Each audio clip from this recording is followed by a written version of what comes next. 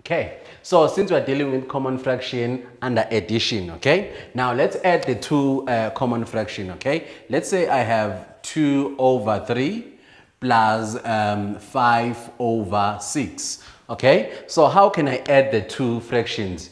But the first thing I check the denominators. Here I'm having a 3, here I'm having a what? A 2, a 6, okay? So how many 3's do I have here? It's only 1. How many 3's do I have here? There are 2, okay? So that means here there is a missing 3, okay? So that means here I will have to go and multiply by 2 over 2, so that there are 2 3's here, there are 2 3's here, okay? So 2 times 2 will give us a 4, then 2 times 3 will give us a 6, then plus how many here? We are having 5 over 6. So now the denominator is the same. So since the denominator is the same, I simply take 1 and add the numerators. So I have 6, 4 plus what? A 5, okay? So what is 4 plus a 5 will give us a what? A 9 over 3, okay? So, oh, sorry, a 9 over 6, okay? So that is our final